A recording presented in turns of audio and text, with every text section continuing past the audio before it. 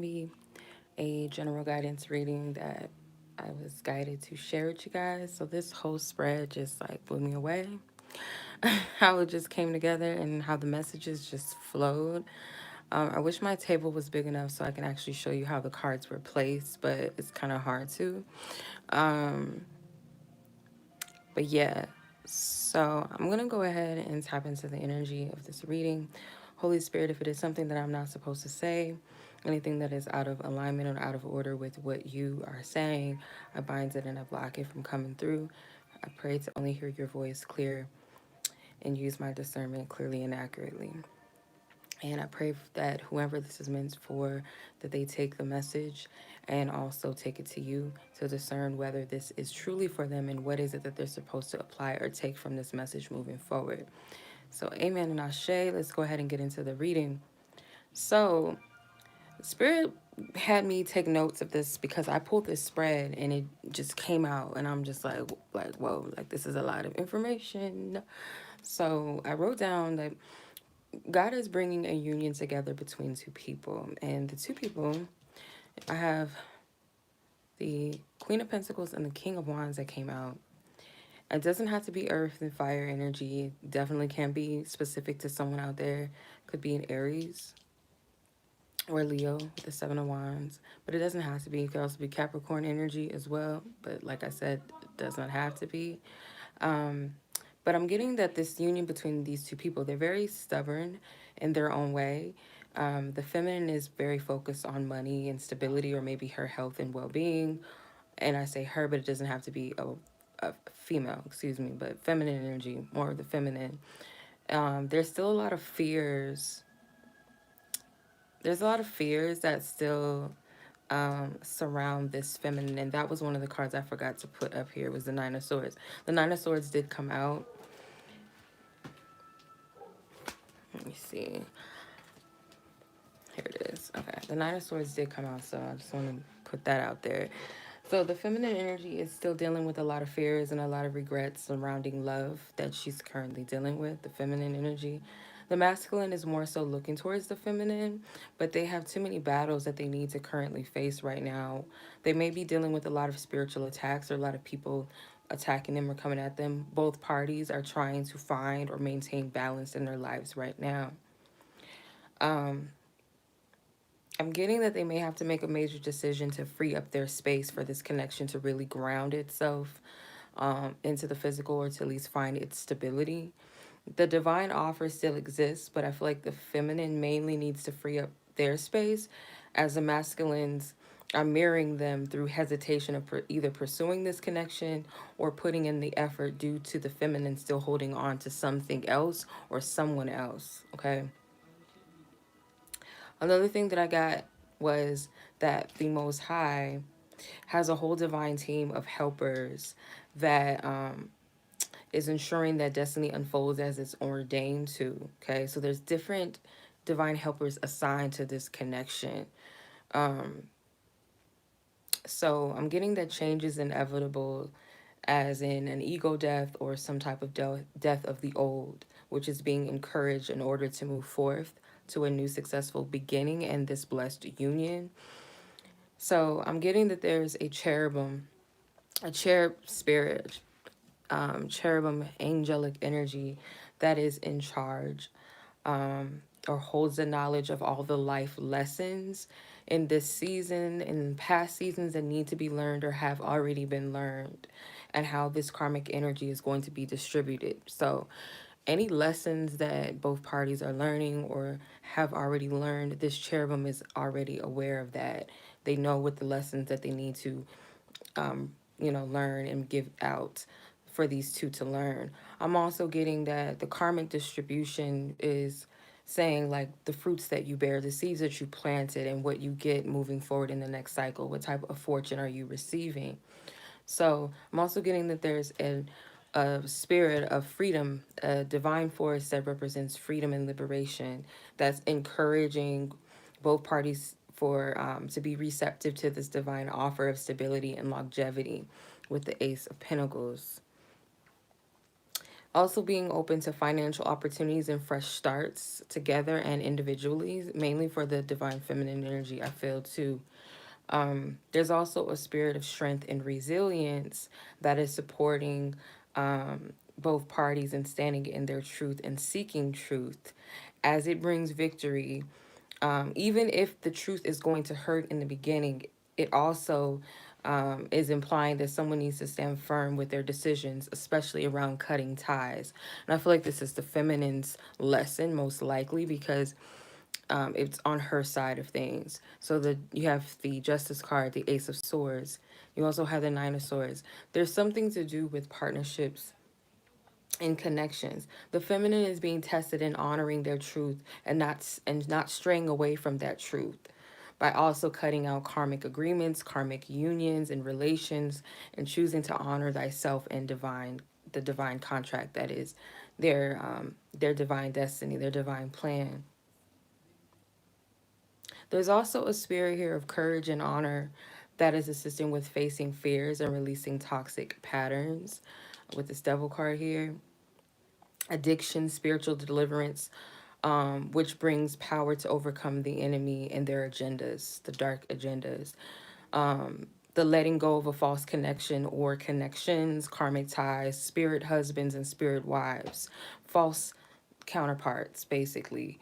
And this is more on the masculine side of things. The masculine is dealing with this. So I feel like they're being tested in choosing divine stability and blessings, which includes a divine love and a long term wealth over earth, as well as yeah, so I feel like this is a divine offer and blessing that they're being tested versus receiving earthly wealth and riches offered by the enemy or people that don't have their best interests, in place of demonic unions. Rather than a divine union, they might be tempted to get into these karmic connections that are set up, assignments, trickster energy. So that would also lead to them into soul traps and continuing cycles. This is the test that they have to face. Discipline is definitely needed, which I feel like this masculine already has discipline, which is why they're being tested the most in this area. Because it's like, if I can tempt you and use your weaknesses or even make you question your own strength and your own abilities, I can get you. And it's kind of like that's where they're being tested. Where the feminine, I feel like the biggest test in their area is believing in self and speaking truth, because that's what they need in order to stay firm and not return back to things that they've already cut out of their life. They have to really stay firm in this. So this connection, the three bonus cards that came out was the Tower, the Six of Swords, and the Ace of Cups. So the connection is meant to destroy karmic cycles and false foundations that were built, destroying the foundations that were created by the ego, selfish desires, survival, lack, and unrooted foundations, in order to bring in a union of peace and pure love, and also God's presence, divine presence in this union. Okay. I'm also getting that the masculine is very close to their creator, their divine, the God energy, and they do feel it's time to be with their wife now. This is a masculine that knows that it's time for them to cleave towards their wife.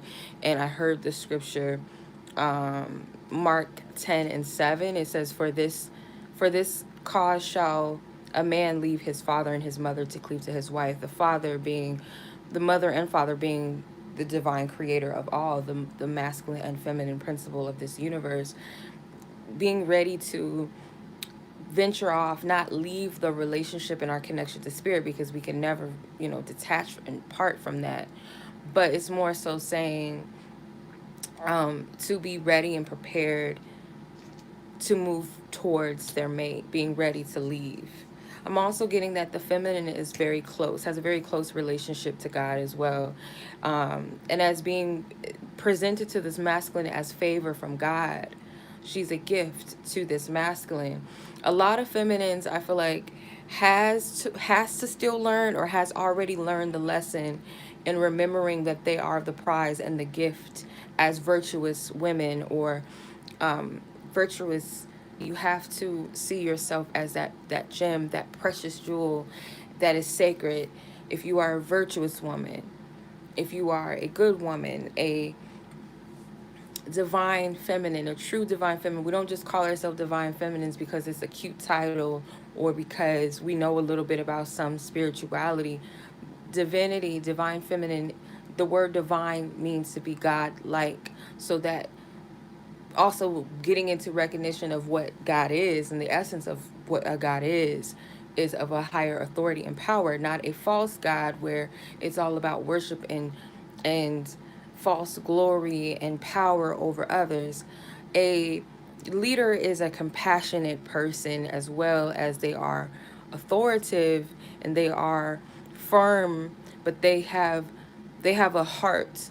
They have a heart for correction and direction and conviction, which makes them be placed in a position of authority and responsibility. If you were to put a madman, it's like putting a madman in the White House. Y'all know you know what I mean. You put that person over the authority of the nation, and you see where that gets it because it's led by ego. It's not divinely given and driven to be in that position. So there's a difference between divine feminine, divine masculinity versus toxic masculinity and toxic femininity. It's not about power trips. It's not about control or manipulation. That is a false sense of power to make people feel beneath and below you. That is not a sense of power. It's false power. So yes, there's a lot of, I feel like, feminine energies that had to learn that lesson or is learning that lesson of what it means to remember that you are the gift and not settling or playing the pick me role, looking to be chosen, pick in a way of where you have to submit your morals and values to be chosen by a man or whoever, to be seen as valuable. If you degrade yourself or if you go against your truth or chase constantly and continuously chase after a person or try to convince them why you should be picked. So spirit is trying to cleanse that pattern out, that wounded energy out. Because who is for you is going to pursue you and choose you. And when I say pursuit, do not take it as a person that you don't want constantly trying to pursue you. It's a person that you both are interested in each other. You like each other. This person makes it an effort to pursue the connection. They are going to want to lead the connection in the right direction. This is someone that has plans for your connection that both benefit you two divinely. It's not just someone looking for an agenda of, I want to be with you for the sake of only if you are like this or you do this or if it goes like this, but unconditional love. So the scripture that came to me with this was Proverbs 18:22. A man who finds a wife finds a treasure and he receives favor from the Lord. That's what I'm getting from this. You are an extension and a blessing. You are a favor. You're a blessing to both one another because it's a divine union. It's a divine arrangement. So what I mean by favor is that, think of it hypothetically like this. If a woman is a good woman, they are nurturing, they are honest, they are reliable, they are honorable, they are respectful, they have their own mind, they're intelligent, they are a woman that will pray for you. They know how to intercept and pray for you and what to pray for. They know what it is that you need, or if they're open to learn what it is that you need. This is a woman that will correct you if they see something that isn't of your highest good. This is someone that will not front you out or play you in front of other people. This is someone that has your best intentions, someone that you know you can trust, right? So those are just different aspects of a favor. What favor is, divine blessing and favor. This is a feminine that has a divine energy that is whole within self, that has something to bring to the table. They're not looking to take away from you. They're not going to bring toxicity. That's the difference between this connection. Is it going to be perfect? No, because you're still going to have to learn how to vibe with each other, learn each other, learn each other's differences, learn each other, fill each other out. Um, yeah, you got to fill each other out. and know what, what still needs healing. And that's why you have to have the divine at the center of your connection. That is what a lot of relationships lack. And when I speak of God, I'm not talking of religion. I always say that to you guys. When I talk about God, it's not a religious thing. You have to have to find your own relation with God and what that means to you. But a person that is led by a divine power, a loving power, an unconditionally divine, high vibrational energy, they're more receptive to correction in life. They're more receptive to growth and elevation and the elevation of others because they come from a place of humbleness. If you're dealing with someone that is just a foolish soul, a lost being that has no connection to, no true connection to spirit, they're all led by their ego, they're all infested with demonic energies and spirits and unclean energies within themselves, lacking accountability, you're going to be in a relationship with a man or woman that is going to be very toxic for you. And I see that so much in relationships where they don't have a relationship with a man or woman that says, hey, let me check my own ego at the door. Let me correct myself. Let me do better. Spirit, how can I walk better in this connection, this union? Because the thing is that a person that has divine in their life, that God energy in their life, they will seek what's best for them. They will seek that source first in everything in their life. And that's what helps us to stay in a place of ground, in a place of peace of mind, even in the midst of chaos, because we're not submitting to our ego and our flesh and trying to keep up with what we think is normal and what we think in the world, what we should be doing. So a lot of connections are toxic. They're based off of sex. They're based off of false loyalty. Oh, because we got kids together, or because we known each other, or what would my family or friends think, or oh, I'm not going to date the person that I really have a soul bond with because they don't look like the person I want to be with, and I don't want to hear my friends say, oh, why aren't you with the baddie? Or oh, he doesn't have this, he doesn't have that, why are you with him? Or whatever. There's so many things that I see, like in marriages, when they don't have God in it, it just falls away. And a lot of people don't marry for love. They might marry for money, and sometimes that's a survival thing. Some of our ancestors had to marry for status because that was a survival thing back in the day. It is what it is. But spirit has to be at the source, in the center of your union. It has to. And there's a lot of clearing and there's a lot of healing in this connection. So this is a connection that's meant to be an extension of positivity and of light and of edification, rather than taking away from and adding toxicity and becoming a restriction. A lot of people think marriage is a bind, like you're binded to someone in a way where you feel like you're not free anymore, you don't have an identity. Yeah, in toxic marriages, yes, but in divine unions, you are one unit, but you still have your own purposes and calling. You're still your own unique persons, and that's what adds to the connection, is your own different assignment and purpose and uniqueness of who you were called to be, your own quirks, your own differences. Spirit knows what they're doing. God knows what they're doing when they pair people together. See, when you're being paired by your flesh and your ego, where you're allowing those demonic energies, or your the part of the self that's still wounded, you'll pair yourself up with someone for the wrong reasons and may not realize it, and you're wondering why it's the shit. And there's people that are unhappily married, and some people that are divinely meant to be together, they will have moments where they're not always happy. So it's not always going to be this blissful thing, because marriages is not about self first. It is an extension of God's love. So it's for the glory of that. And the works, the light work, the shadow work in it, and how it inspires people around you. There's different things that these divine couplings are meant to do in one's life, and the two people between each other, the two people in the connection, how it shifts them and changes their life together and individually, but also those around them. And that's what's so important. When people get in karmic toxic connections, it affects their kids, it affects their family. And in some cases, I'm seeing so many bad situations where women are being taken out of this world by the hands of their lovers, and their kids might be involved in it, and their grandparents and their parents. It's just horrible. It's horrible. So that is an extension of, you got to be careful of who you align yourself with.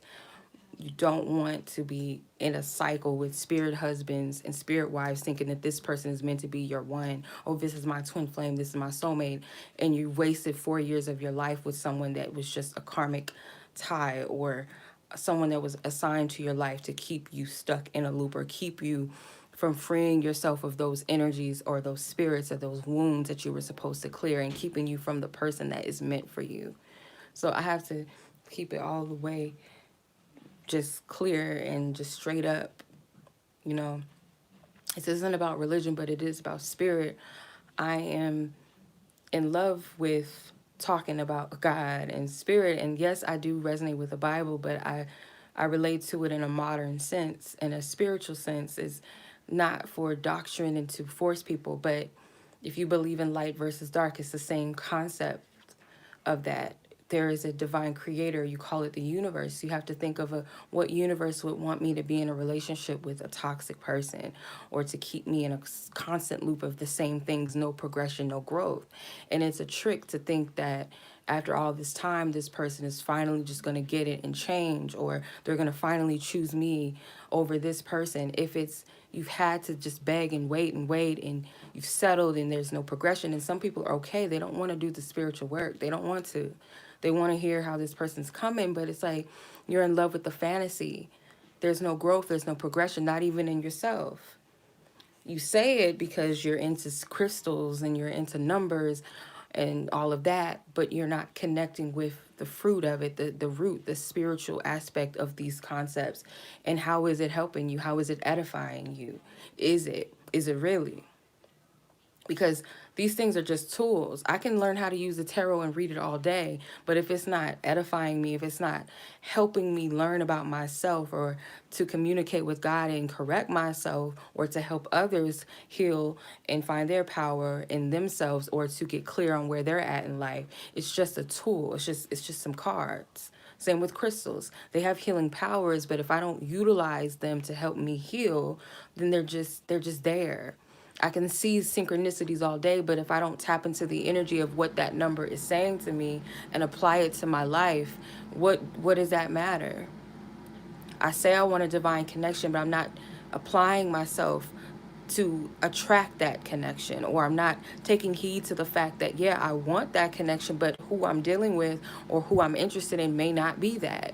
So what is it that I need to figure out within myself or the situation and really see, so that I'm in alignment with a manifest, or manifesting that and being that and embodying that divinity within myself, or at least embracing it and tapping more into it and eliminating anything that takes away from that or has the potential to take away from that. That's what it's all about. It's about deeper works. That's what it's really about. Nothing's just going to fall on our lap. The birthright, the blessings are there. They're stored up. But we have to be in a place to be receptive, and also be in a position of maturity within our energy to receive certain things. Certain seasons call for certain levels of maturity to either get messages or to receive certain connections or different abundances. It's like getting a job. Someone saying, I want you to be a supervisor, and you have no skill in being a supervisor, or running a company.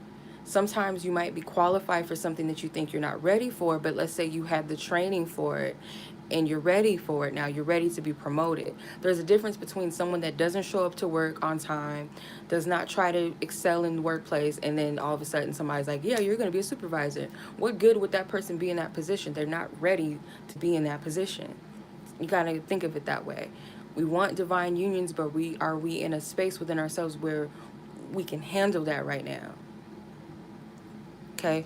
Much love as always. I appreciate y'all. Thank you so much for watching. I send much love to you. Be blessed. Be safe. Take care. Peace.